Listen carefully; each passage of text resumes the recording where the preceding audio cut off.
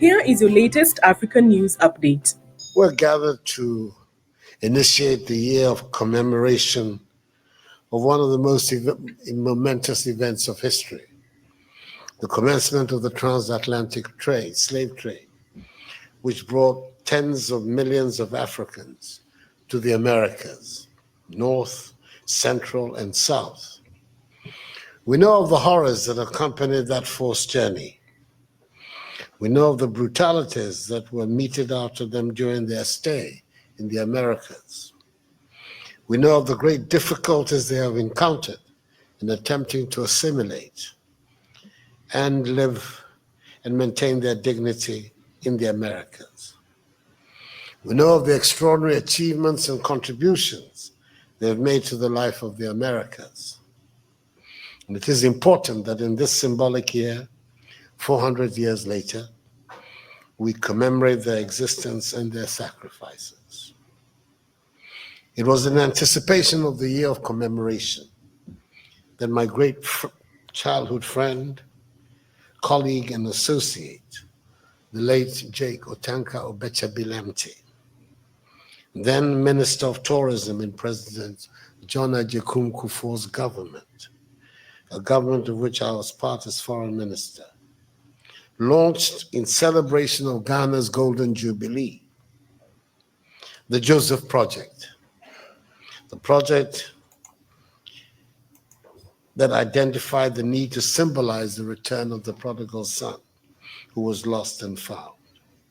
I would like to dedicate this whole ceremony and this to his memory. He insisted on granting easy visas to all returnees, and that we should give force to the right of abode. I think it's the duty of my government to do both of those things in commemorating of next year. But I would like to say in conclusion that the most important consequences of all the activity we're here to initiate is that together on both sides of the Atlantic, we will work together to make sure that never again will we allow a handful of people with superior technology to walk into Africa, seize our peoples, and sell them into slavery. Do you have any African news tips? Let us All right. Let's stop that right there, man. It's your boy Jay Taylor, and I'm back. Voices for the voiceless. Good morning, or good afternoon, good evening, wherever you catch this video. Hope that you're having a great day or a great evening.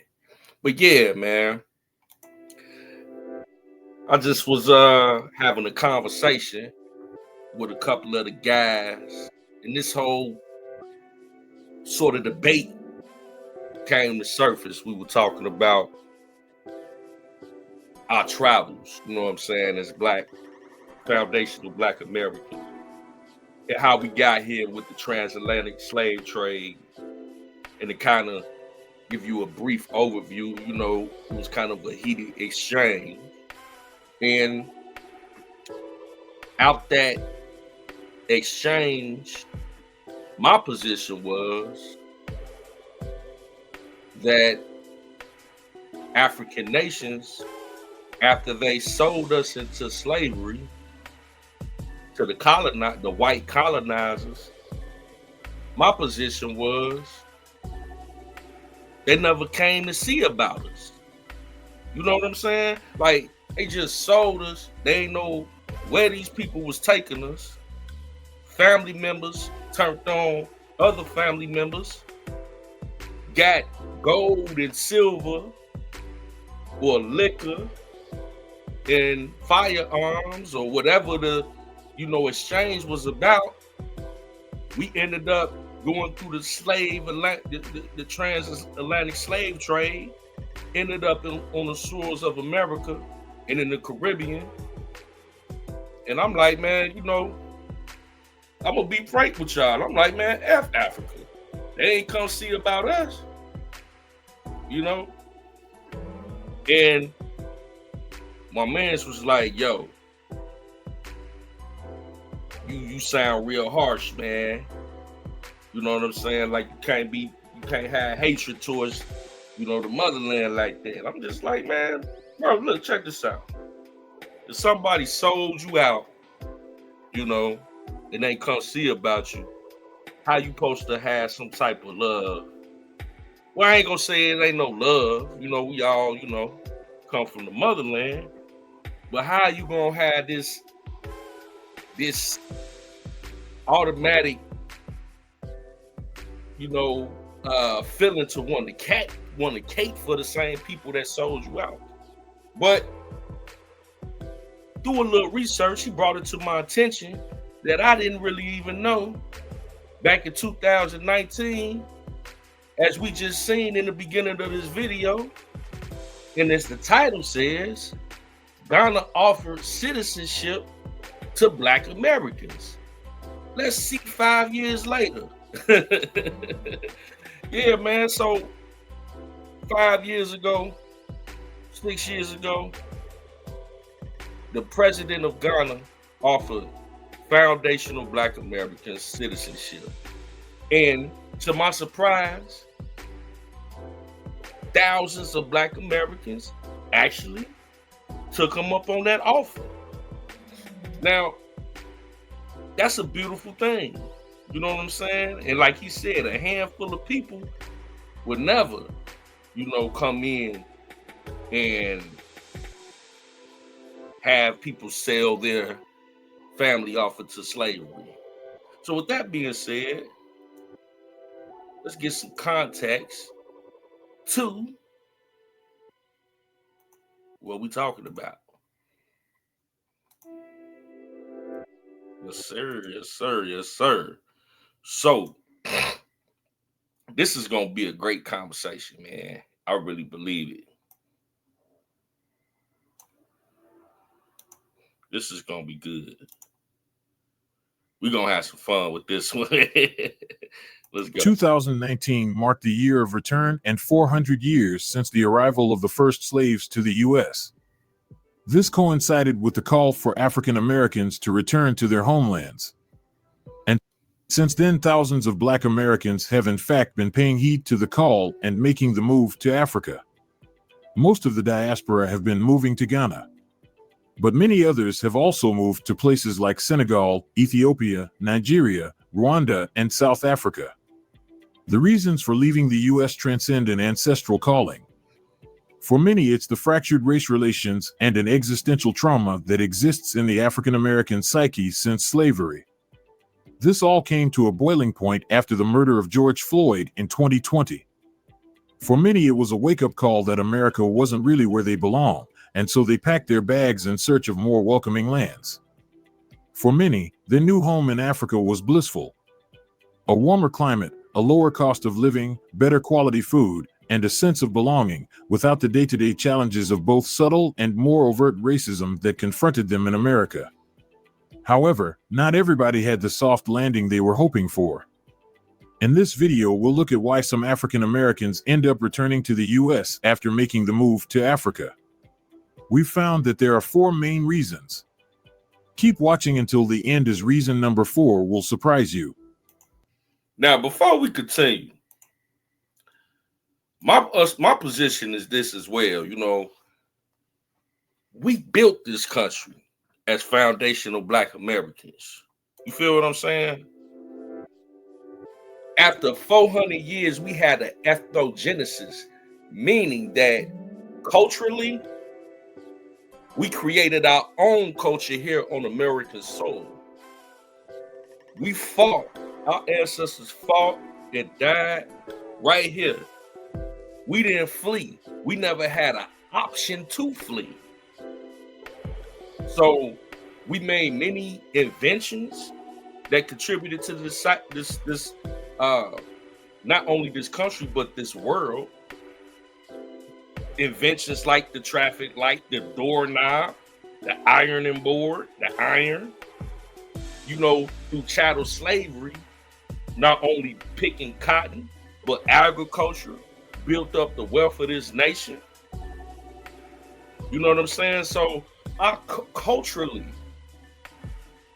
we've created foundational Black Americans where we could basically are the main influence over popular culture.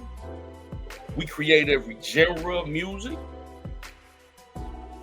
So even though we go through what we've gone through in this nation, this is our home as far as I'm concerned as a Black American. Now you can go wherever you want to go, you know, individually, but make no mistake, foundational Black Americans, yeah, if you didn't know it, everybody else knew it.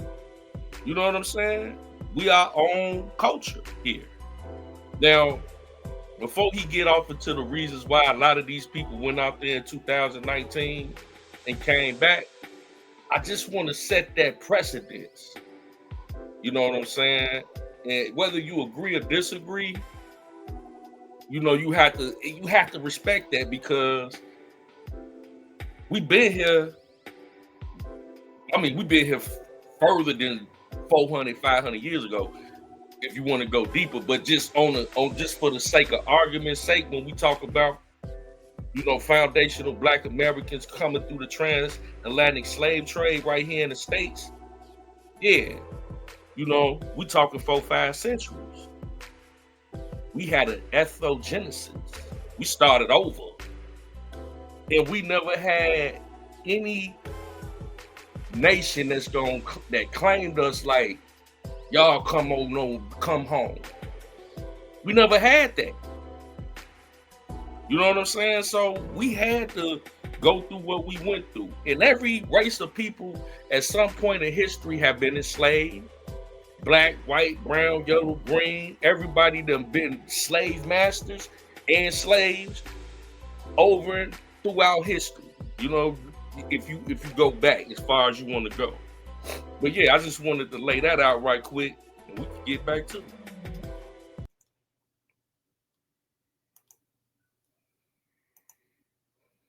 First up, no jobs. Many African Americans hold the misconception that when they arrive in whichever African country they move to, that they'll be able to easily get a job. This simply isn't the case. Unlike the US, jobs in most African countries are scarce, with unemployment rates sometimes being as high as 50%. Western world conveniences. A lot of the diaspora often fail to recognize how cushy their lifestyles are in the West. Only when arriving in Africa do they realize what they've taken for granted. Simple examples include basic road infrastructure with sidewalks. A lot of African countries may have tarred roads, but often don't have sidewalks. This means that walking from A to B often isn't an option. So you find yourself driving or taking taxis everywhere. Another example is online shopping. In the US, one can buy an item on Amazon using one-click checkout and it'll be with you later that day. E-commerce may well exist in Africa, but getting an item delivered to you may not be possible. This is because many parts of Africa don't have traditional addresses. The houses don't have names or numbers, and street names often don't exist. As a result, people often have to revert to providing landmark references, such as the yellow house opposite the post office next to the park. Oh, fast. The yellow house next to the post office across the street from the park. ain't no addresses or nothing, man. Come on, man. I'd have placed my order 6 weeks ago, man. Where y'all at with my... Hey, man. Where y'all at with my stuff, man, my packages? I wanted to make one point also. It's like, and that's getting back to food or things you purchase.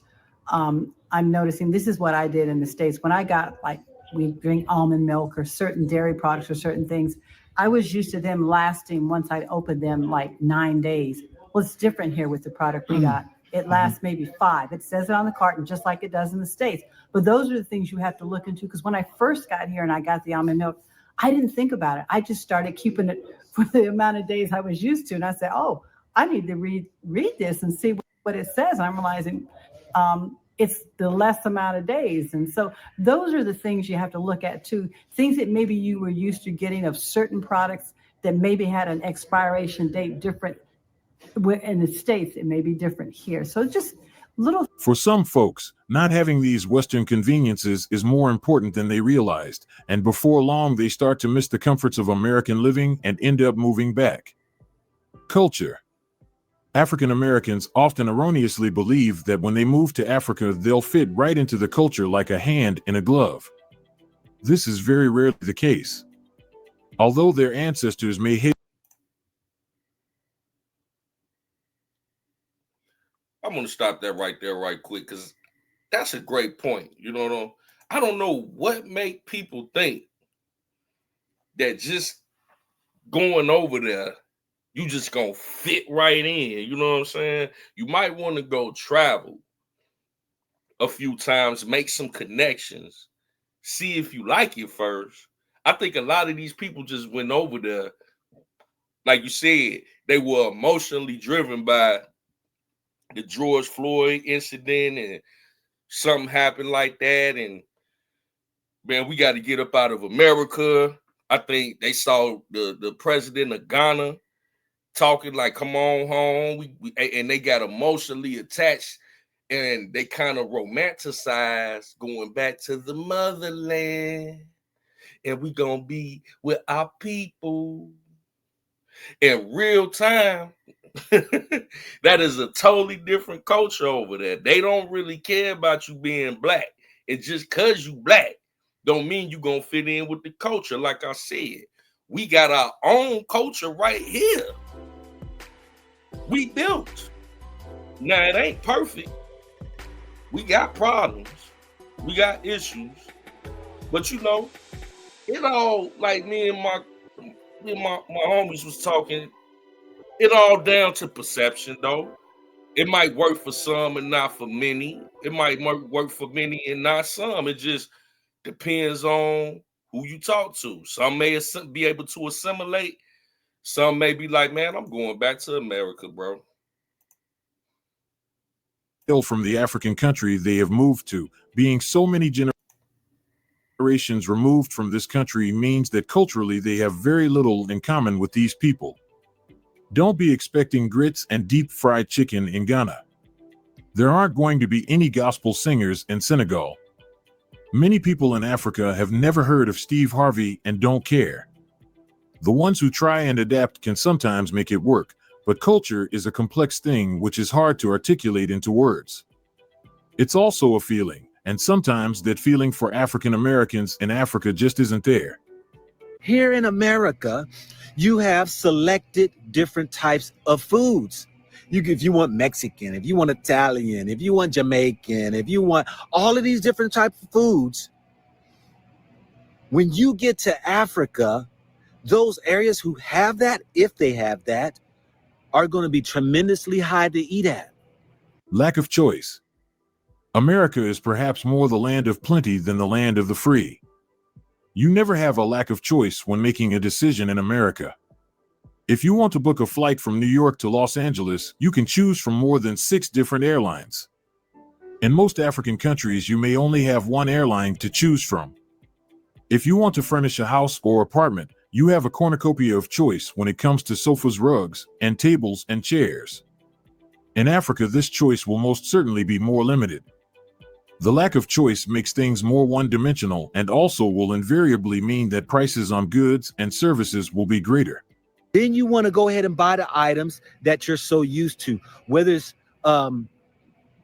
dishwashing liquid, whether it is clothing, whether it is, whether it's cleaning items, whether it is, the food, or whether any item that's got to be imported in, it is going to be a task on your pockets. All in all, every country has its pros and cons.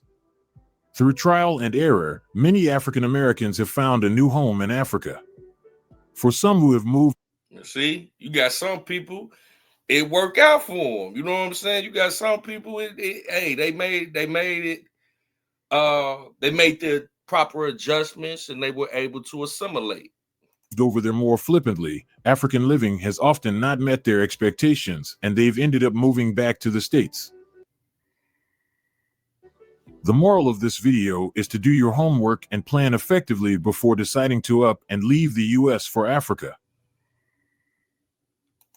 Man, you couldn't have said that no better, man. So we can stop that one right there, man. Yeah, you know, it's something to think about, something to consider, you know. If you trying to go ahead and bust a move like that, you gotta really think about it, because how do those people feel about you coming over there? First of all, how does it affect their society? How do they view you through their lens? You know, because do they even really understand why you even there? You see, a lot of them, they trying to break their neck to get here. So they looking at you funny like, what you doing here? I'm trying to get over there. So it's a culture shock, right?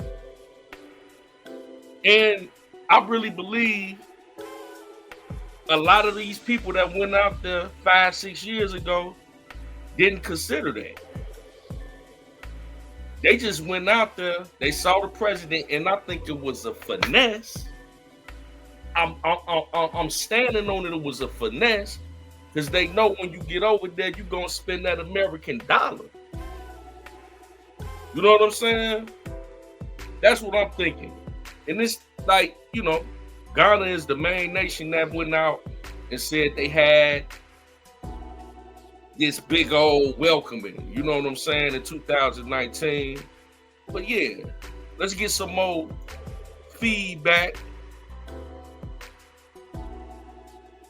on people's experience, you know what I'm saying?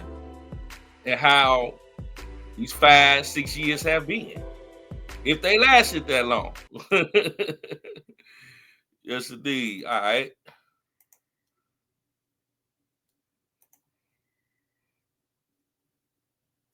I can assure you there's so much to share about Africa and diaspora Africans. This is Afrocentric. We romanticize the idea, right, of coming to the continent. Right. We get to the continent or to the particular country, and the honeymoon is sweet. Right. But after the honeymoon is where it gets real, right? Right. I'd like for you to speak to us about that after the honeymoon period. You know how we do. We keep it a, Right. as you say, we keep it a buck. Here's the part that needs to be understood. We are Black people from America. Right. We have a history of an experience living in America. And for most of us that are deciding to come, we're coming to Africa because we are wanting to be removed from that experience or reconnect to something that we know deep inside of us is a part of us to be found here on the continent. And we will be remiss if we being here and having these experiences, knowing that this is the situation and condition of our brothers and sisters back home, and not tell them the full story. And that's why it's romanticized, because people are afraid to tell their truths. We got to hear all the fluff. We got to see all the entertainment, all the sweet, good stuff. We fell for it. Everybody does. But when you have people that tell you their story and you get to hear their version, you have something to weigh your choices on. That's right. Now you know, okay, this could happen, and this is my situation too, and I really needed this, and I relate to that brother. That's because you got the truth. This brilliant device keeps your home cool in summer, even during heat waves and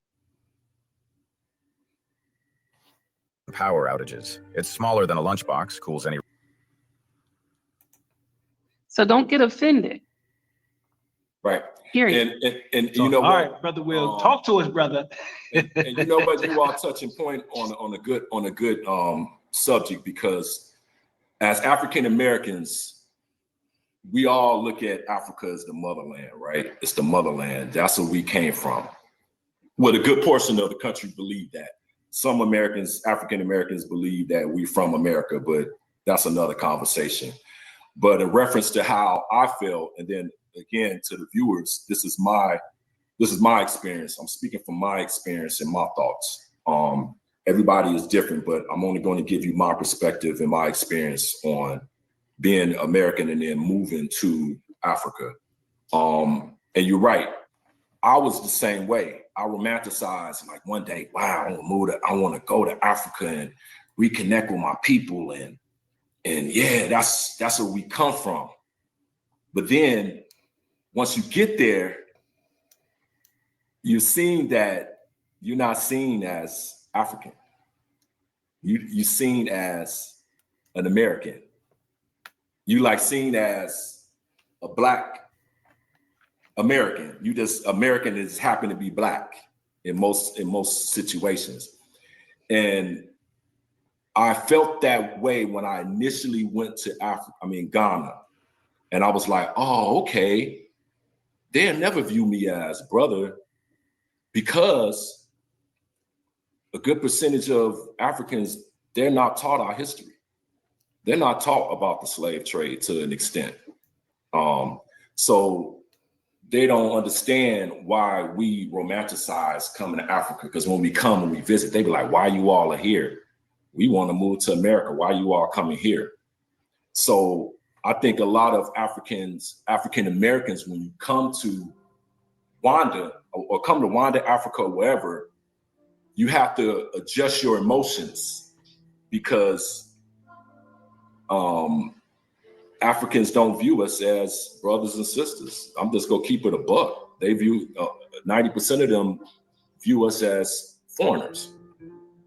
So, and I think when we get there and we have that wake up call, it put a bad taste in a lot of people's mouths because they come and they thinking that they're returning to something that doesn't exist anymore. There are Americans coming over here being nasty, doing nasty things, and being bad to the locals. Now, let me flip the script, okay? Let's talk about the fact that we get abused over here too. Y'all invited us to come home, which by the thousands we did. We came running to Ghana. People sold their homes, moved out of their apartments, sold everything. Some people packed up containers and moved over here just to get over here and realize this is not our home. Y'all call us foreigners. Ghanaians call us that. We didn't make that word up. We didn't start calling ourselves that. We don't know that that's what y'all call the white people and the Chinese because we're not around them. But we know that that's what y'all call us. I ain't never heard the word before, Toby, till I came to Ghana. Okay. Y'all invite us home. Let's talk about what y'all do to us and how this process looks to me. According to y'all, the ones of us that were stolen, so let's talk about the process of coming home. We got stolen from our mother, our birth mother and father. 20 years later, we're probably 26 years old now. Our mother finds us and she said, baby, y'all come home. I miss you. Come back home. Get out them streets where they don't love you at and come home. So we drive, take a taxi, however we get to our mother's address, we get there. But before she let us come to the door, she says, oh, welcome home. But before you come in, can you pay me $300 to enter the door? That's the visa to come home. So, okay, we happy to be home. So we paid $300 to our mother to step foot in her house because we're excited to be home to the motherland, okay? We get in there and now it's dinner time. And she has plates on the table for the kids that grew up in the house. And she has a plate on the table for me and my sister who was stolen years ago. And she says, oh, my daughters, because you didn't grow up here, my children get to eat free that grew up here. But because you were stolen and you're just coming back, I have to charge you $20 for a plate. So me and my sister, we're so happy to be home. We're confused. We pay her $20 for a plate. Okay. That's the cocoon shit. That's y'all giving us different prices for shit. Okay. Now we're at our mother's house and we're enjoying being there. We see something's a little weird, but we enjoy being back home with our mother. We decide we want to stay. And she goes, oh, you want to stay a little longer? You're going to have to pay me $1,000 every year to stay here. That's the residency. Now we're paying her for residency, even though she invited us home after we were stolen from her. Okay. Now we we pay the residency, and then we decide, you know what, we want to get on the birth certificate. We kind of like it here. It's a little weird, but we comfortable enough to stay here. And she tells us, oh, in order for you to stay here, I have to put my name on your birth certificate.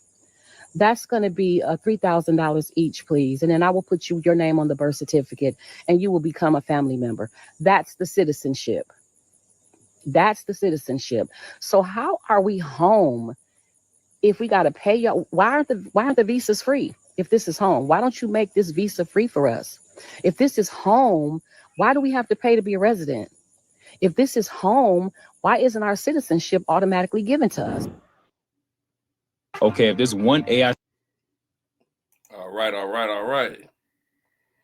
You can stop that right there. Yeah, man. So, like I say, it's a culture shock, man, with people that went over there. And you got a lot of mixed feelings. And, you know, that was a great analogy that lady made. You know, basically invite us over here, but we got to pay for everything. You know?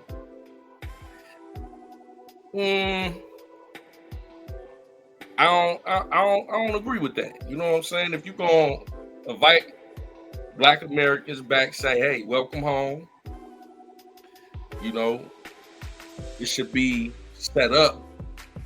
They should have an infrastructure set up for you to be able to assimilate into their society. You know what I'm saying? And I think that probably is a reason why a lot of people move back to America. You know, in addition to being used to the certain luxuries that we tend to take for granted. And I want to present another video with a council meeting between some Black Americans and some Native Africans in Ghana. This is pretty interesting. Let me check this out.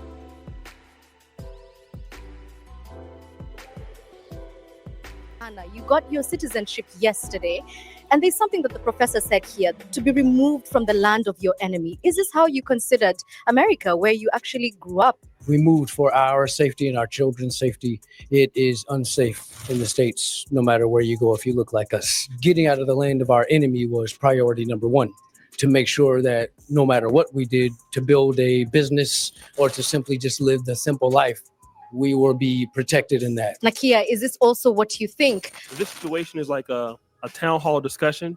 You have the African Americans on the left side, and all of them are wearing African garb, okay? They're like real pro-Black, and they just got their citizenship, okay? And on the right side, the further right side, are all of the Ghanaians who are dressed more or less as Europeans, right? And these Ghanaians are pushing back on some of the ideologies that African Americans are there. And so they're saying, hey, the African Americans are, rising the prices up, and we want to go where they came from. So that's the kind of debate that's going on here. Nakia, is this also what you think, land of the enemy? Is this what Baltimore was to you? For example, in Baltimore, we have the highest, a very strong crime rate in my city. And I think that is due to the fact that people are completely lost. And so all of that anger and aggression gets pushed out onto the streets, and then we're suffering. For me, even I think back when I was in school and doing university, I remember I used to go on my phone and try to find an app to look at, to listen to radio stations in Accra, just to hear the language. And I remember one night I was just sitting there and I almost just cried, just to not to know that this was taken from me. You're shaking now as you have goosebumps everywhere. So yeah, he made an interesting point. Like, all of the Africans are dressed like Americans, and all of the Americans are dressed like the Africans. See, we have an emotional attachment to Africa. Like, this is where we were stolen from or sold from. So I don't think that the native Africans really resonate with that emotionalism. A lot of them like, shoot, I'm trying to get to where y'all came from. You know what I'm saying? because my great great grandmothers, these are the songs that they would sing. These are the languages that they would use, and we don't have them anymore. So this is the reason that they're trying to explain to the other Ghanaians why they are coming back to Ghana as African Americans. Like, why are they leaving the great USA? So you've already heard it's too much crime, it's not safe, and this lady wants to reconnect with her roots. And it's even hard to explain like how that stealing of our identity impacts our hearts. And so when you see us celebrating, when you see us happy to be in Ghana, even though we know the conditions aren't great here, the economy is not great, but slavery left a deep wound in all of us. It left a deep wound. And when you see us coming, it's because we're trying to heal that wound that was placed. Thank you so much for being so honest and vulnerable with us. I appreciate that. Let me speak to Mr. Kwesi here, who is the CEO of the Tourism Board, which is behind this initiative. There's a lot of pain and trauma and fear that a lot of people are escaping coming into this country. But was this your idea when you launched this initiative? Yes and no. Yes, we knew that we had to make the connection because we've been separated for far too long and we didn't understand each other. And so, yes, the idea was, let's reconnect, let's bring us together and see how we can work together, cultural exchanges, tourism, investments, and everything that makes us one people. Okay. But no, because we realized that it goes deeper than just a reconnection. It also for people to come and heal. Really, people trace their roots, come back to where it all began. Okay, so you were told come back to Africa. Here you are. I want to now know, what have your experiences been, the reality versus what you might have expected? Nakia, earlier you said that the state of the economy is not great, and yet here you are. Why? I think where Africa beats America in development is social development, in terms of how people are raised in here and having respect for your elders. I struggled a lot with my mother. My mother passed about 2 years ago. I actually was taking care of her for 5 years by myself, because I couldn't get my family to understand that we as a family should take care of my mother together. But here in Ghana, you don't have that problem. You don't even really see nursing homes. You're the guy with the gun, the person who would do anything to protect the ones you love. But did you know you could go to... Absolutely facts. That is one thing that I would say about living in Africa. I'm not in Ghana, but in Uganda. Community is better here in a lot of ways. Not every way, but a lot of ways. You know, it's a lot of support. There's a lot of working better as a team here. Like I said, shout out to Afro Think Tank, my brother. He was talking about when he's in Nigeria, if he sees a, 5 14-year-olds or 16-year-old young men coming by, just, hello, sir, how are you doing, sir? But if you're in DC, you might be trying to walk across the street, you know what I mean? Fearing for your life. So that's definitely true in Africa for the most part, especially in Uganda. I'm thinking it's very similar in Ghana too. Because the people understand that when your parents get older, you should take care of them. And so these are the things that I feel like that are really important for us to really focus on and see that there's a lot that the Ghanaian heart has to offer. And that we also should take hold of and to integrate and understand our place in the society. I definitely agree with this, 100%. This is one of the things I think that Uganda does very right. Even with the malls. Anybody go to Acacia Mall on a Sunday, you will always see so many families, people spending a lot of time with each other, people talking to each other in the mall. In the Mall of America, people walking by on their phones. But it's so much of a better social environment. People go to KFC and hang out at KFC, taking pictures at KFC. It's such a family vibe here, especially during like Ramadan, Eid, those things. Every Sunday you will see so much of a family atmosphere at Acacia Mall, any mall in Uganda. And I'm pretty sure this is very similar in Ghana and some other African countries. That family vibe is so strong, and that's something you will never get in America. So Adam and Charetta, you're raising 2 beautiful children here. How has that experience been for you? And what are some of the challenges of integrating so far? Oh, it's really been beautiful. You know, in the States, we lived a very isolated lifestyle because of safety. You know, you want to go out, you want to take your kids to the park to play. But when you do, other kids spit at them. That is an experience that my son had at the playground. on more than one occasion. And so we lived a very isolated life. So to be here and to be free and to see my kids be able to be joyful and that not be a crime has been a very, very beautiful thing. Okay, I really love how beautiful this is sounding, and I'm just gonna throw a little bit of pepe in here. Kojo, tell me, are the people who've returned romanticizing the idea of Africa a little bit? Maybe a little bit. Tell me about that. Well, the truth is, we're survivors here in Ghana. And the reason why it may look like it's like we want to switch places with them is because of that doggedness that the country has built inside of us. You've gone through the educational system. You've put together yourself to be on top of society, but then there's no opportunity for you to use them and put yourself in a better place in the society. So let me ask that question, because you did talk about immigration. Let's talk about that. We want to trade places with them. Okay? You guys are coming over here. You already have an education. So, you've already benefited, but you already have your opportunities. You're in America. You're from America. Yet me, who has grown up in Ghana, I've done everything right. I went to school. I've gotten good marks. Yet the opportunities are not here for me, but it seems like the government wants you to be here and not me, because your celebrities are coming over here. So, like I said. Yeah, so they pretty much look at Black Americans as privileged, and I think that's a disconnect between the Black Americans and the Africans. Remember, there were land issues and all of that. So this seems to be an issue. Immigration. And actually, surprisingly, Ghana is one of those few countries in Africa where there are more people leaving the country than there are coming in. And that surprised me. So think about that. More people are leaving the country than coming in. I'm pretty sure it's the same as in Uganda, right? So they're like, hey, we're trying to get out of here. You guys are coming here. Why is that? So I want to know from the people at the back, anybody, if you got a chance, are you taking the plane to get out of Ghana? Let me see by show of hands if your answer is yes. When you hear these people come and say, hey, this is a beautiful country, we need to reinvest back on the continent, how does that make you feel? I feel it's because they have money. That's why they're coming back home. But for me, I want to leave the country because the economy here is very bad. Let me hear one more person at the back. I would love to leave the country. Like, just as they are saying, when they were coming, they came with money, which is making their life comfortable. But we in the country, people are struggling on the street. If such person get opportunity, in fact, the person will leave the country. That's very similar to my experience too.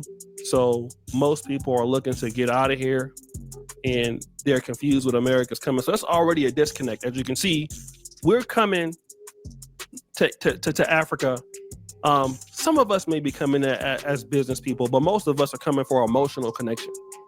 And so the people that live here are maybe disenfranchised from that emotional connection, and they're looking for a financial opportunity elsewhere. They've completely given up on the country's ability to do something right. What do you make of it when you hear that the local population here already has an assumption that you're wealthier, that there's an income disparity inbuilt? So about 3 weeks ago, I gave a presentation on how you can earn $250,000 and 10x your income by living in Ghana. And a case study is I had translators coming from the University of Ghana at a conference that I just had. And we hired them to teach P. They had two students. From the two students who were paying them, they were able to get enough money to pay their entire master's degree for 1 year. Generally, people think, oh, what can I do with this language? But I'm saying that you don't have to go outside. And that was a message that they learned. There's someone in the world who wants any skill that you know how to do, and they're willing to pay you richly to do it. Let me ask Jeff what he thinks here, because he is swallowing hard. That's a very powerful brother, Dr. Kambone. Hopefully, I can get him on the podcast. That's a very powerful brother. Love what he does. So, yeah, we can stop that right there. You know what I'm saying? I think that, yeah, in any society, when you see an influx of other people coming into the society, there's going to be disconnect with the culture. And, people are very critical.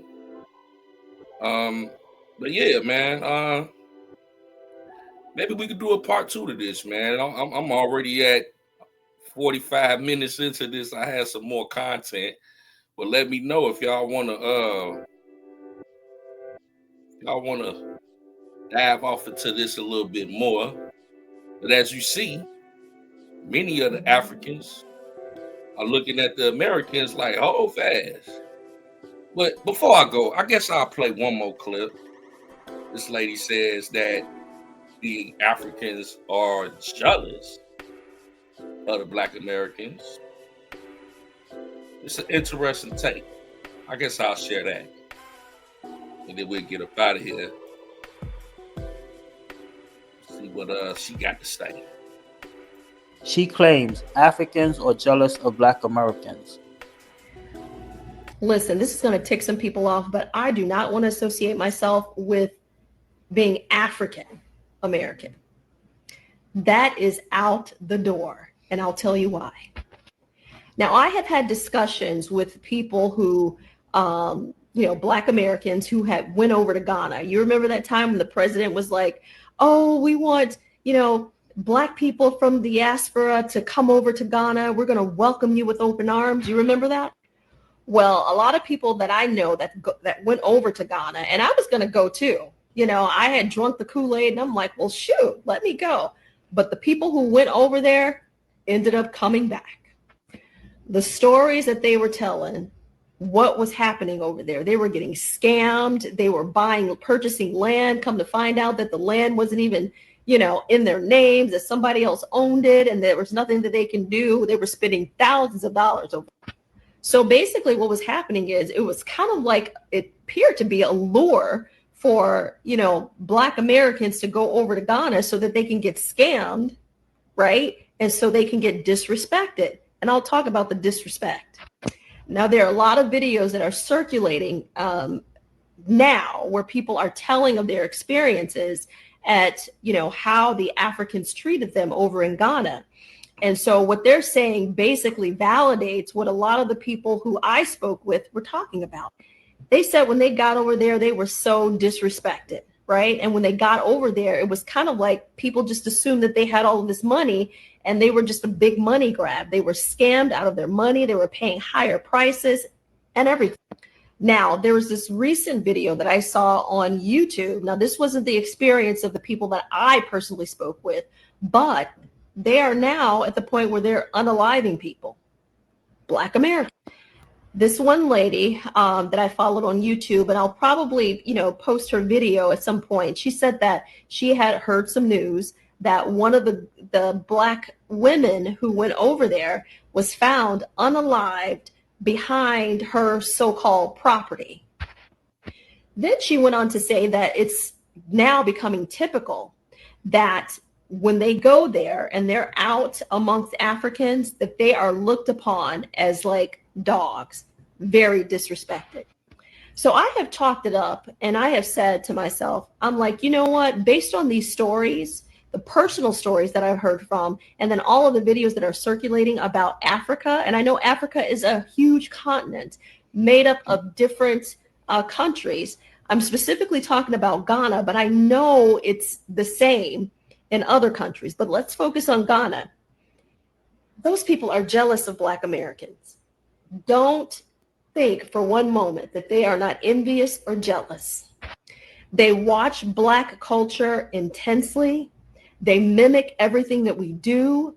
They love our music, our style, everything. They are watching us. And as a result, for some reason, they're jealous. And I wonder, what's the jealousy and envy is all about? So it boiled down to this. I think it's because of our freedom. And the reason why I say this is because I had already posted some months back that my ancestors were already here, that they did not come on boats.